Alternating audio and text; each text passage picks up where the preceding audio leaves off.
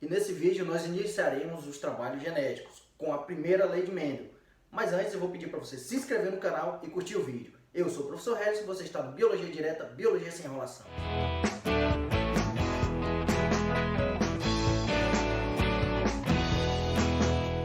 Fala aí galera, beleza? E hoje nós vamos falar dele, Gregor Mendel, conhecido como o pai da genética. Mas quem foi Gregor Mendel? Vamos ver. Bom, Gregor Mendel nasceu em 1822, lá na região da Morávia, que é o antigo Império Austro-Húngaro. O Mendel, assim que ele terminou os estudos dele, ele foi viver lá no mosteiro agostiniano que ficava lá na República Tcheca. Tá? Esse mosteiro que ele vivia, ele tinha uma característica de dar muita ênfase ao ensino de ciências e principalmente a realizar muitas pesquisas científicas. E isso, claro, que incentivou muito o Mendel a fazer várias pesquisas por lá. E eles faziam pesquisa de diversas coisas, mas o que atraiu mais o Mendel foi trabalhar mais na parte da botânica. Bom, inclusive ele fazia muitas pesquisas sobre hibridização de plantas, que a gente vai ver qual que é a importância desse estudo dele para os dias de hoje. Bom, graças a esses trabalhos que ele fazia, ele acabou descobrindo algumas coisas que são extremamente importantes para o estudo da hereditariedade. Tá? Que naquela época ainda não se falava nada sobre hereditariedade. Tá? Em 1865, ele lançou um manuscrito que era chamado de Experimentos de Hibridação de Plantas. Esse estudo que ele lançou, muito tempo depois, ele ficou conhecido como o que a gente conhece hoje como a primeira lei de Mendel. Tá? Então, graças a esse estudo dele, a gente tem hoje essa primeira lei. Mas o que é essa primeira lei de Mendel? O que é de tão importante, o que ele fez, como é que aconteceu, o que ele usou. Então é isso que nós vamos ver no decorrer dessa aula, tá bom? Então, o objeto de estudo de Mendel foi a ervilha, né? Com o nome científico aí, Pisum sativum, né? Então, essa ervilha que ele utilizou e os métodos que ele utilizou para estudar foram de suma importância para o desenvolvimento dos conceitos sobre hereditariedade. A gente costuma muito dizer que foi a pessoa certa na hora certa, utilizando o objeto certo. Então tinha que ser Mendel mesmo, para acontecer, para ele observar os resultados que foram vistos. Tá? Mas por que ele utilizou a ervilha de jardim? Quais são as características boas que levaram ele a estudar essa ervilha? Primeira característica, ela apresenta caracteres específicos, como vocês estão vendo aí na imagem aí do lado. O que seriam esses caracteres específicos? No caso da ervilha, não existe um meio termo, né? Ou ela é preta ou ela é branca, não existe preto e branco, entendeu? Ou é uma coisa ou é outra. Então, como vocês estão vendo aí, por exemplo, a forma da semente, ou ela é lisa ou ela é rugosa, ou a cor é amarela ou vai ser verde, ou a planta vai ser, ou a flor vai ser púrpura ou vai ser branca. Então vocês estão vendo que não existe um meio termo aí, ou é uma coisa ou é outra. Isso facilita muito na hora de fazer os cálculos matemáticos que ele usou lá na frente. Segunda característica, facilidade de cultivo. Bom, isso aí nem tem nem o que comentar, né? Se é fácil de cultivar, ele fazia ali mesmo no jardim do mosteiro, então ele tinha fácil acesso a essa planta aí. Outra característica é o ciclo de vida curto. Cara, isso é totalmente importante, porque imagina se ele tivesse feito esse mesmo estudo com a espécie humana. Então, a espécie humana, quando a gente nasce, a gente vai se desenvolver, demorar 10, 15 anos para chegar na puberdade, depois mais alguns anos para chegar à vida adulta, depois para morrer. Ou seja, o nosso ciclo é muito longo. Então, com um ciclo muito longo, ele não conseguiria terminar os estudos dele. Já com a ervilha, não. Como o ciclo é bem rápido, bem curto, ele conseguia fazer estudo com maior precisão e num espaço de tempo bem menor. Produz uma grande quantidade de prole, ou seja, produz muitos filhos. Isso daí também vai trazer para o lado matemático, né? O lado estatístico é ótimo, porque você tem uma amostragem muito maior, então o resultado sai muito mais preciso. Uma outra característica importante são as suas flores hermafroditas. Essas flores hermafroditas, a gente vai ver também lá no final do vídeo, que elas são importantes para a realização da autofecundação. Isso daí é de suma importância também para esse estudo. Além dessas características boas da ervilha, tem um lado do Mendel também. Ele era um pesquisador de mão cheia, né? Então, outros fatores importantes foi, por exemplo, só o fato dele ter separado uma característica por vez para estudar já deu uma credibilidade maior para o estudo dele. Tá? Então, ele não confundia os resultados.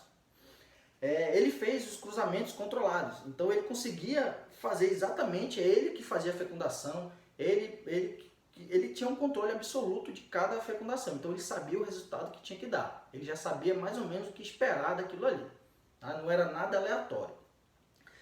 Ele fazia os registros desses resultados, esses registros aí, eles são importantes também para na hora de fazer os cálculos matemáticos, então para ele evitar que ele se perca aí com as contas, esses registros são extremamente importantes também, tá bom? Então aqui a gente tem uma visão geral do que foi o experimento dele, da primeira lei. Eu vou fazer com vocês uma passada geral, depois eu volto tentando mostrar como é que seria a visão para os dias de hoje, tá? Para a gente tentar fazer essa analogia aí. Então o experimento dele começa com essas duas flores aí. Ele usou outras características, mas vamos pegar só uma, porque como eu falei, repete para qualquer característica dessa planta. Então vamos fazer com a flor. Nesse caso, a gente apresenta aí a ervilha vai apresentar uma flor de cor púrpura e uma flor de cor branca. E o que Mendel começou a fazer, como é que ele iniciou esses trabalhos? Então, a primeira coisa que ele tinha que fazer era procurar plantas puras.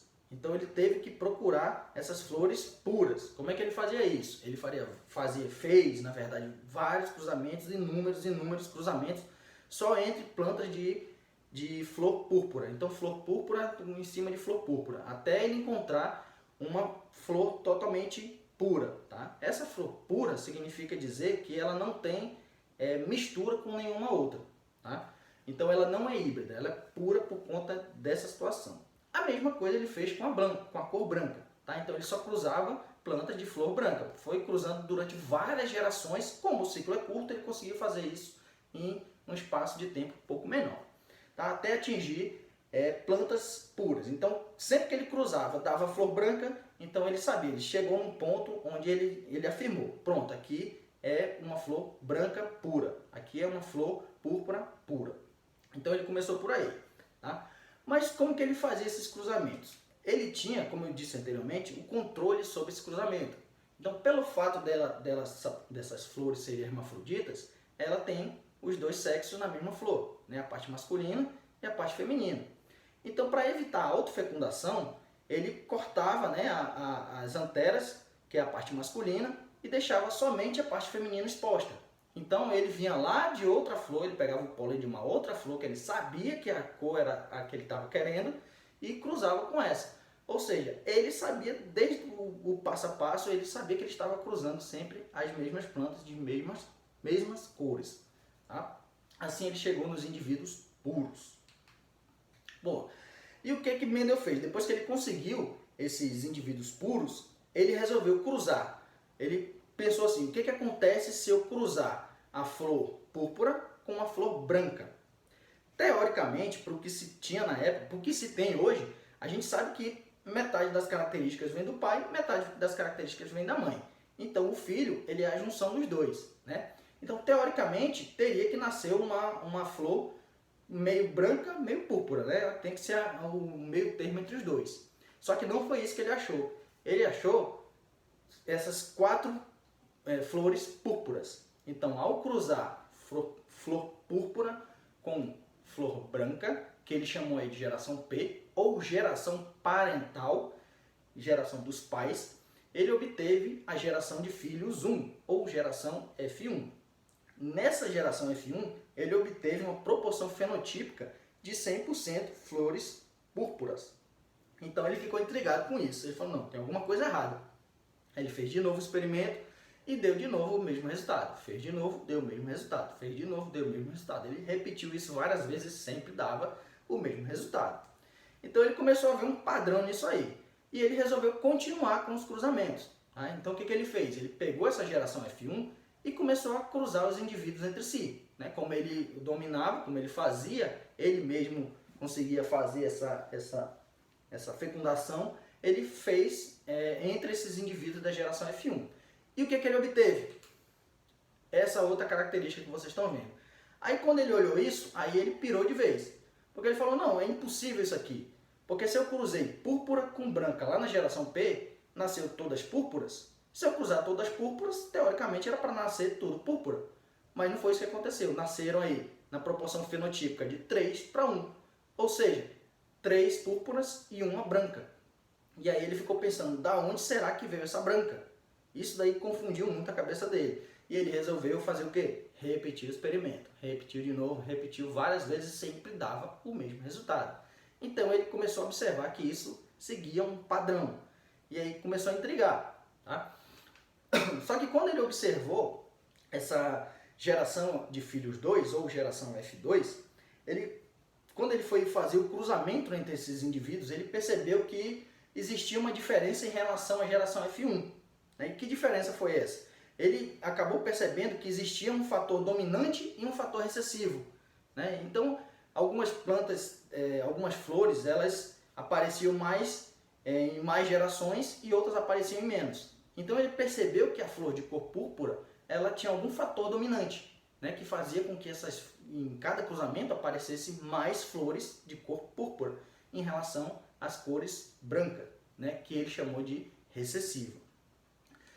Então, nos dias de hoje, a gente utiliza uma simbologia para representar os genes. Tá? Ele não utilizava isso, ele fazia isso da cabeça dele. Tá? Era extremamente inteligente da parte dele. Tá? Mas hoje nós utilizamos símbolos. Aqui, nesse caso, eu vou utilizar a letra A. A letra A maiúscula vai representar o fator dominante. A letra A minúscula vai representar o fator recessivo. Mas vale lembrar, galera, que sempre que vocês forem fazer essas letrinhas ou símbolos, vocês sempre tem que fazer iguais, tá?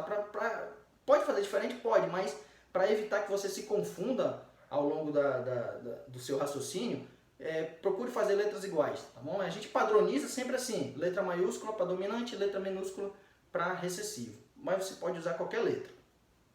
Então, vamos voltar lá para o início, lá para a geração parental. Mendel, quando ele cruzou as flores púrpura e branca, lá na geração P, que elas eram todas puras, ele cruzou e apareceu a geração F1. Só que quando, utilizando esse novo fator dominante recessivo, ele começou a entender. Por quê? Porque ao cruzar essa geração P, olha o que acontece. Ó, a gente tem um quadro de Punnett ali em cima, que resolve justamente essa geração P. Então você tem lá em cima a planta púrpura, os gametas da flor púrpura, e do lado esquerdo os gametas da flor branca. Ao fazer esse cruzamento, você vai ver que toda a prole, 100% dela, vai ser dominante. Ou seja, todos os 4 indivíduos que apareceram vão ser de que cor? Púrpura. Né? Por isso que ele obteve na geração F1 todas elas púrpuras. E note que todas elas são de cores iguais. Só que quando Mendel começou a fazer o cruzamento da geração F1, ele obteve essa outra proporção fenotípica, né, de 3:1. Mas por que apareceu 3:1? Vamos ver aqui de novo no quadro de Punnett. Cruzando a geração F1, você vai ter lá em cima os gametas de uma flor púrpura com os gametas de uma outra flor. E aí você vai ter um resultado um pouquinho diferente da geração F1. Nessa agora você vai apresentar 3 plantas, 3 flores púrpuras e uma flor de cor branca. Tá bom? Por isso que ele tem essa proporção de 3:1. Só que aí o Mendel observou mais uma coisa. Ele já tinha observado o fator da dominância e da recessividade, mas agora ele observou um outro fator. Ele observou que alguns fatores eles só se manifestam quando eles estão em pares, né? Como é o caso da flor branca. Né? Quando ela encontra um outro par, que ele chamou de fator recessivo, ele deu outro nome, tá? Então agora você vai ter o fator homozigoto e o fator heterozigoto. Então o homozigoto é quando você tem 2 zigotos iguais, né? Então no caso aí você tem o Azão, e lá embaixo você tem o Azinho. E heterozigota você vai ter essas 2 flores púrpuras do meio. Tá? Então, 2 coisas que ele trouxe novas, 2 informações novas. Dominante e recessivo, homozigoto e heterozigoto. Tá? Mas uma coisa que ele percebeu em relação a isso foi que toda vez que o gene dominante, ele aparece tanto em homozigose como em heterozigose. Ele aparece tanto junto com o outro como sozinho. Claro, se ele é dominante, o azão vai dominar sobre o azinho, né? Digamos assim. No caso do homozigoto recessivo, ele só vai aparecer uma vez porque é mais difícil, né? Então você vai ter um recessivo homozigoto. Então, como ele é mais difícil de aparecer, por isso que só tem uma flor branca. E resumindo, a proporção fenotípica encontrada na geração F2 foi de 3 para 1, ou seja, 3 flores púrpuras e uma branca. Já a proporção genotípica, que é aquela encontrada lá dentro da célula, lá no DNA, vai ser 1 para 2 para 1 para a mesma geração F2. Mas por que 1 para 2 para 1? Observe aí ó, no quadro que você vai ver um homozigoto dominante, você vai ver 2 heterozigotos e um homozigoto recessivo. Por isso a proporção genotípica, que é aquela que está lá dentro da célula, é 1 para 2 para 1. Bom, se ficou complicado, galera, reveja essa parte, reveja esse vídeo novamente, até você entender, tá bom? Bom, e a primeira lei de Mendel, ela também é conhecida como lei da segregação dos fatores ou lei da pureza dos gametas. Tá? Isso você pode encontrar nos livros dessa forma também. Mas o que diz a primeira lei de Mendel? Na verdade, você pode concluir que a primeira lei de Mendel ela diz o seguinte: as células somáticas contêm fatores hereditários aos pares, específicos para um determinado caráter.